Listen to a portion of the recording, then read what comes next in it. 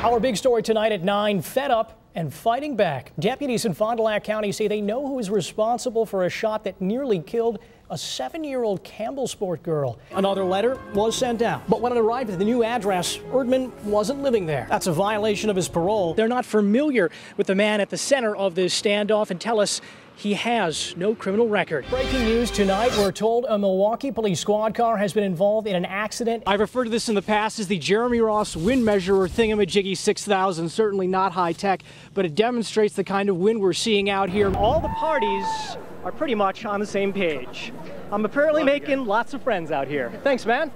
We're live at Summerfest. Jeremy Ross, Fox 6 News. Tonight's big story at 9, a Mount Pleasant motorcycle crash sends 2 to the hospital. 13-year-old boy killed in front of his house is laid to rest. Friends and family packed the All-People Lutheran Church in Milwaukee to say goodbye to Darius Simmons.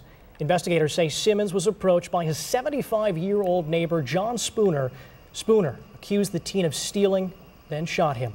Attorney General Eric Holder appointed 2 U.S. attorneys to investigate recent national security leaks. You Decide coverage now. Tuesday's loss is still stinging, but Wisconsin Democrats say they are ready for the next round. The state party's convention continued today in Appleton. Fox 6's A.J. Bayatpour talked to delegates who say they've already shaken off the recall results. But with Greece near financial collapse, the stakes are higher and the temperatures are running hotter. Watch as verbal jabs become physical ones. If you wonder when chivalry died, I present Exhibit A. That was a woman! Yes, he hit a woman. Translated, he called the woman an old, quote, commie, and she called him, quote, a criminal. This was on live morning television in Athens. The guy who went on the attack, by the way, facing assault charges. Good. That gets hot. Now, granted, Washington, D.C. basically on a swamp, so you get the high humidity out there, so it can be a pretty hot place to be hanging around in. Listen to this weather guy, Justin. Oh, no, I'm not taking that gig. You don't even need me. I'm just going to go take off. That's that, guys. No, please come back. Please come back. I can't even say dew points with a straight face on the air. And I heard 5 different gunshots. Heavier than fireworks. Bang, bang, and then bang, bang, bang.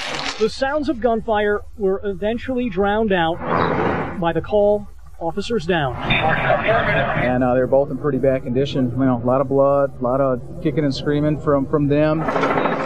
2 police officers assigned to the 2nd District stopped a suspicious individual for questioning. The officers stopped a man on a bicycle? Yes, sir. Without provocation, he drew a weapon and shot both officers before they had an opportunity to draw their weapons. Sounded like almost like Vietnam years ago. The suspect fled the scene.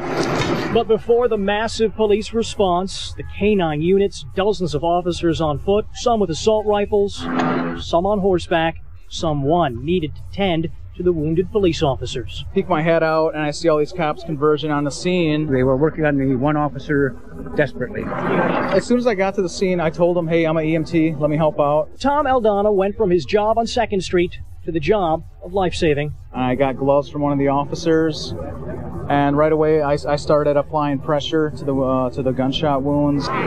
He stood by until emergency workers got to the crime scene. As soon as the fire department got there, we were able to get a hold of some occlusive dressings and seal those wounds more adequately. Police say within an hour of the gunfire, officers with guns drawn located the man responsible for the shooting near 3rd and Walker. A coordinated area search has produced a suspect and has produced a weapon. We're treating this as an attempt homicide investigation. We believe we have the right man.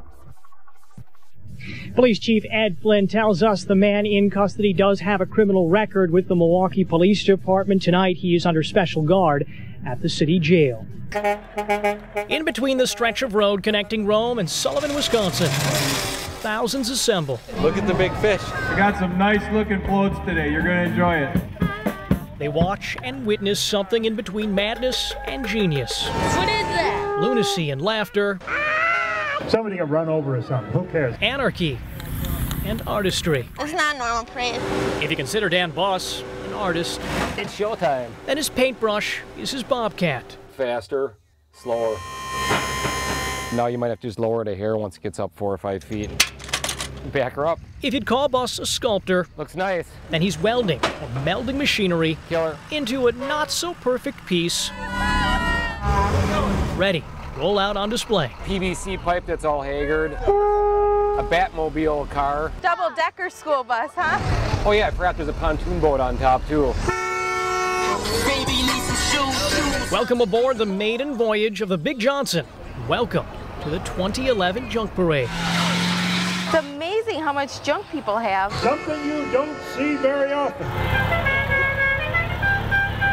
There are dozens of floats, each with a theme. This is Junk Vegas. Welcome to Junk Vegas.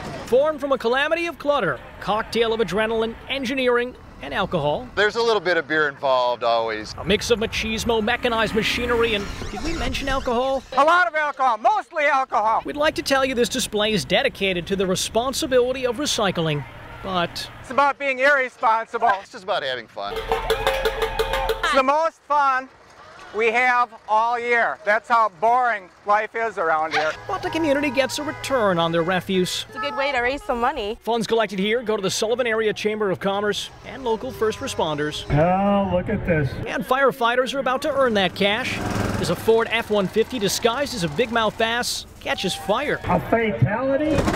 Bass is gutted, Casualty. but this fish gets hooked on a line and towed away fine. Success is sometimes measured in merely getting to the end of the parade. I'm a betting man and I have confidence in my junk. To make it to the finish line. If we cross there safely, we'll be fine. But it's a junk parade. You never know what they'll do. Redefining the phrase art is what you make of it.